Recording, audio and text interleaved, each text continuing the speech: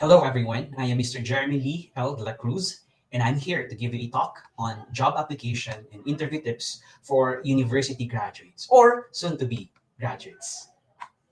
Good day, everyone, and thank you for joining me today. Congratulations on reaching this important milestone in your academic journey. As you prepare to transition from university to workforce, it's crucial to understand the best strategies for securing your first job.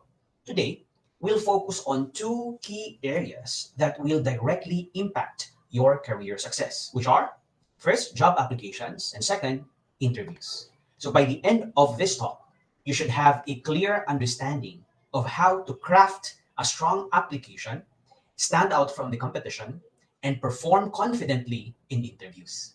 So let's dive right in. So the first part, as I've mentioned earlier, is on-job applications. First thing that we have to consider, of course, is how to make your resume. So your resume is the first thing an employer sees, so it must grab their attention. One size does not fit all when it comes to resume. So here are some key tips for you to consider. The first one is customize your resume for each job. Avoid using a generic resume for your application because using a generic resume for every application misses the chance to showcase relevant skills and experiences that match the specific requirements of each job. So this will also reduce your chances of read the job description or other job details carefully and tailor your skills and experience to match. And you need to highlight your relevant coursework, internships, part-time jobs, or volunteer experiences that align with the position. Next, use action words.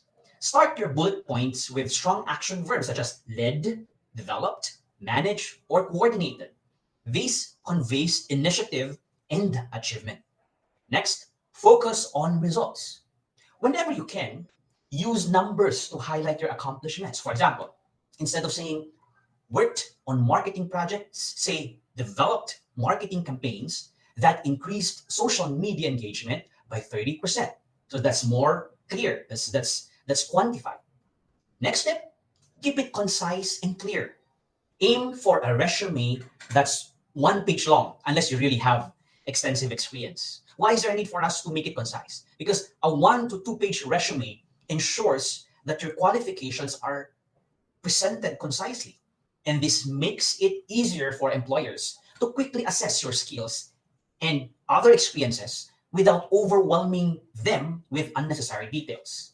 You also have to use bullet points to organize information for readability and to avoid unnecessary details. So for sure, using bullets makes it easier for your employers to scan your resume with ease. Next, number two, craft a strong cover letter.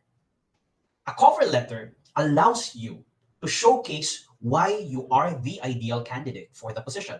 Now, here's how to make it stand out. The first one, personalize it. Yes, if possible, address the hiring manager, supervisor, or director by name.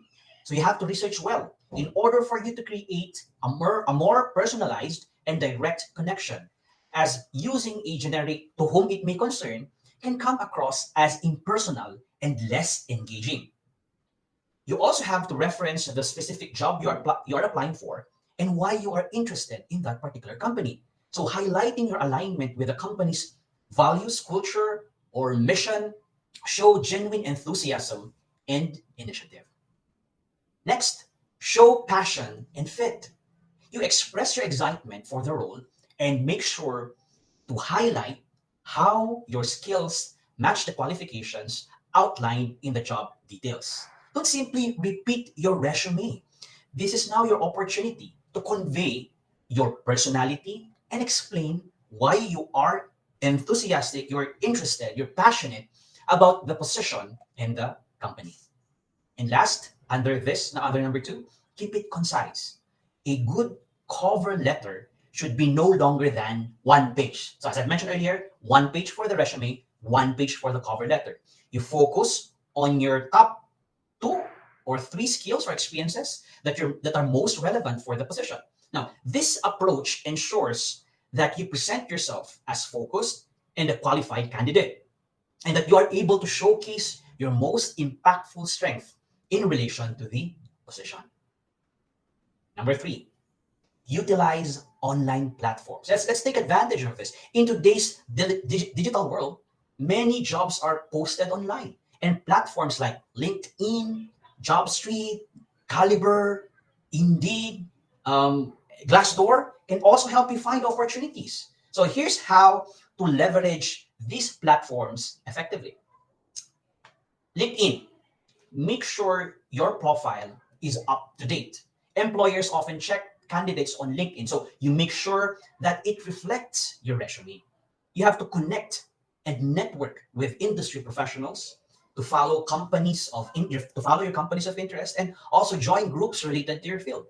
Additionally, consider reaching out to alumni from our university who are working in your target field. So you have to widen your connection with your seniors, the people who graduated before you. Their experiences and guidance could also offer practical tips for breaking into the field, which may also enhance your chances of success. Job boards. In addition to LinkedIn, the ones that I've mentioned earlier, Indeed, Caliber, Glassdoor are great for job hunting. So you have to set up job alerts to receive notifications when new positions that align with your interests are posted. You have to use technology to your advantage. Next, very important thing is networking. I mentioned earlier that you could take advantage of your networks, because through your networks you can gain the advantage over other candidates who may have limited their options to simply the traditional way of finding jobs, or simply doing or job hunting online. Never underestimate the power of networking. Often, many job opportunities are filled through referrals or word of mouth before they are even advertised publicly. Let me repeat that. Many job opportunities are filled through referrals or even word of mouth before they are even advertised. So, one thing that you could also do is to attend career fairs, workshops, and other industry events. So, reach out to professionals who may have advice or connections in your field. Networking helps you stay ahead of the competition, as I've said earlier, by providing access to opportunities that may not be available through traditional job boards. And let's proceed to the second section, which is on interview tips. In terms of interview, I would say preparation is key to a successful interview. So here's how you can prepare. Number one, research the company. You have to understand the company's vision, values, culture, and recent developments. You read the company's website, press releases, and reviews on site. So this will show you that you are genuinely interested. Not just show you, but give the impression to your employers that you are genuinely interested in the role and that you have done your homework. Next, understand the job description, your job details. Be clear on the skills and qualifications the employer is looking for. Be ready to explain how your experiences align with the role, and prepare examples that demonstrate your abilities. So, in other words, be prepared to clearly explain how your previous experiences align with the role that you're applying for, such as describing a project where you successfully led a team to meet a tight schedule, for example. This would clearly demonstrate that you have the leadership and time management skills, right? Have specific examples ready even before the interview. You have to have examples in your mind, like detailing how you improve, for example, a process at a particular previous job. So it may be when you had your summer job, for example, and then you're able to showcase your problem solving abilities and your potential to bring similar value to the company where you are currently applying. Next, you have to make sure that you have already prepared your answers. Of course, you also have to anticipate that there are questions that you might not be able to cover in your mind, but it really pays to prepare or to think ahead. While you can predict every question, there are common questions that you can definitely prepare for. So these are common questions that I usually ask to applicants in the university. One very common question is this: tell me more about yourself. So when you're asked about this, you have to be able to provide a brief summary of your professional background, You highlight your key accomplishments. Wala nang patumpik-tumpik pa. And explain how your skills and experience make you a strong fit, a strong candidate for the position. Another question, why do you want to work here? So that's this common question that's asked by interviewers. When you're asked this question, take the opportunity to demonstrate that you have done thorough research on the company and show how your values, your skills, and your career goals align with the mission, the vision, and the objectives of the company. So it really pays to research about the company, as I have stated really. That's part of the preparation. Even before even before making your resume, even before the interview proper, you have to have knowledge. You have to have key information about the company. Another question, what are your strengths and weaknesses? Diba? Madalas ito na tinatanong. It's important to provide an honest and balanced response that highlights your self-awareness and growth mindset. So you never heard me say about or highlight your weaknesses, right? It's quite easy to identify strength, but you have to do it with humility. For weaknesses, on the other hand, discuss something you are actively working to improve. Again, that's how you have to take it. That's how you have to see it. That's the perspective that you need to adopt when you would want to showcase what you're capable of. When you are pointing out the things that you would want to improve on, you are communicating to your interviewer that you are aware of yourself. You are conscious of what you can do, what you are trying to build, what you're trying to develop in you, and that you are committed to growth. It's a very positive perspective right there. Another one, describe a challenge you faced and how you overcame it. Again, this also communicates resilience and desire to grow in your craft, right? So you just have to be honest. You look back to your past, identify a moment when you were challenged, and be honest about how you were able to overcome it. Okay? Now, there's this particular technique that I would want you to really be aware of, and probably you've been using this technique already, especially when you are being interviewed for whatever reason, and that you would want to communicate that you are more than capable and that you are committed to improving yourself. Most probably you have done this or used this technique before. We call it the STAR, SEAR technique. When answering behavioral questions like, tell me about a time when you had to deal with a difficult coworker. Tell me about a time when you have to deal with a difficult classmate of yours. How did you handle the situation? So that's an example of a behavioral question. Or can you describe a situation where you had to learn something new quickly to complete a particular task? How did you manage? So that's also an example of a behavioral question. So in order for you to answer precisely, concisely, and meaningfully, you can use the STAR or the STAR method. S stands for situation. You have to be able to describe the context. T stands for ask. Explain what you were responsible for. A, you have to identify the steps that you took in order for you to address or to complete the task. And last is R. R is result. You have to communicate. You have to share the outcome and quantify it when possible. Now let me give you an example. Let's think of a question. Let's say the question is, okay, tell me about a time when you had to manage a classroom with a diverse learning needs. So for example, you're applying for, the interviewee is an applicant for a faculty position. So tell me a time when you had to manage a classroom with diverse learning needs. So if that's a behavioral question, I have to take advantage of the STAR technique or STAR technique. I have to consider the situation. I have to give the situation. I have to identify the specific task that I was asked or tasked to do. The second is the steps that I have done to respond or address or complete the task. And then, of course, R is the result or the outcome. S, situation. I could say, well, as a former practicumer in, in teaching, I had a classroom with students who had varying learning needs, so including some with special education requirements and others who were advanced learners. So that's the situation right there. Next, identify the task. My task was to ensure all students received the attention and the support they needed to succeed while maintaining an engaging and classroom environment. So that was the task. Even my supervisor emphasized that on me. And what's your action? Well, what I did was I differentiated my lessons by providing additional support to students who needed it through one-on-one sessions, while offering advanced tasks for those who required more challenging material.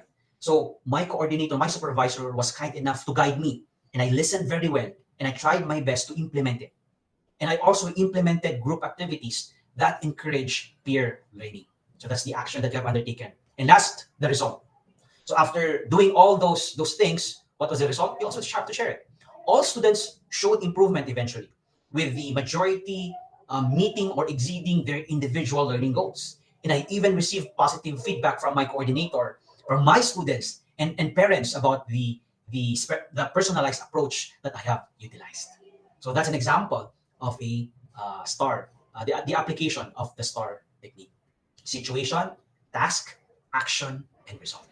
Next, let's move on. How about during the interview? How can you conduct yourself effectively? Now, when you are in the interview, it's about more than what you just say. It's about how you present yourself. So here are some tips for the actual interview. Ready? First impressions matter. You have to dress appropriately for the company culture. Even if you're unsure, it's better to be slightly overdressed than underdressed. You have to arrive on time, preferably earlier. You have to factor in possible uh, traffic and other factors that you might miss out. So there are a lot of things that are beyond your control, because that's the reason why it's advantageous to arrive earlier than the time you're expected to be there for your interview. And then you always have to do it with a firm handshake in a positive attitude. So first impressions really matter. Next, confidence, not arrogance. Be confident in your skills, but avoid sounding like you're boasting. Remember that the goal is to show how your experiences have prepared you for the role, not to claim that you know everything. So the goal is to highlight how your past experiences and skills makes you a strong fit for the position. Showing that you have developed the necessary abilities to succeed is important. Instead of claiming to know everything, focus on your willingness to learn and how your background has prepared you to handle the challenges of the role effectively. Next, active listening. Don't just focus on answering questions. Listen carefully to what the interviewer asks and show genuine interests. If you don't understand a question, take note, it's okay to ask for clarification. But you have to do it sparingly, okay? Not too often, because that would also give the impression that medyo mahina ang reception natin. You also have to be quick. You have to be quick, and you have to be able to grasp the questions. But should there be things that you wish to clarify or to be expounded on, then you be honest to ask for clarification. But again, sparingly, right? Okay. Next, be prepared to ask questions. Towards the end of the interview, you'll likely be asked if you have any questions. Always have a few questions ready. For example, what does success look like in this role? Ayan. Can you tell me about the team I might be working with? What are the next steps in the interview process? So this actually convey interest in the position. Asking questions not only helps you gather information, valuable information about the company, about your expectations or the expectations of the employer, but it also signals to the interviewer that you are thoughtful and proactive about making an informed decision. And then we're down to the post interview. After the interview, your job isn't done when the interview ends. So here's what you should do next. Take note, it doesn't end right after the interview. It's very important that you're also able to follow up. Yep, send a thank you email within 24 hours of your interview. So that conveys goodwill. That allows you to express your appreciation for the opportunity. And then you may highlight one or two things you discuss and reiterate your interest in the role. So talagang pakita mo yung unting kakulitan and yung unting interest mo doon sa posisyon that you're applying for. Acknowledge the specific points that you have drawn from the interview, such as a particular project or company initiative that excited you, you should show to them that you're able to connect, and that you could see yourself doing what the company is investing in. This will be important to show that you were also actively engaged during the interview proper. Uy, naalala nyo yung napag-usapan namin. Uy, very quick thinker, very very interested in the company, and he is able to provide me or us the information that we need, the skill that we need, and the attitude that we want from an employee. Yeah.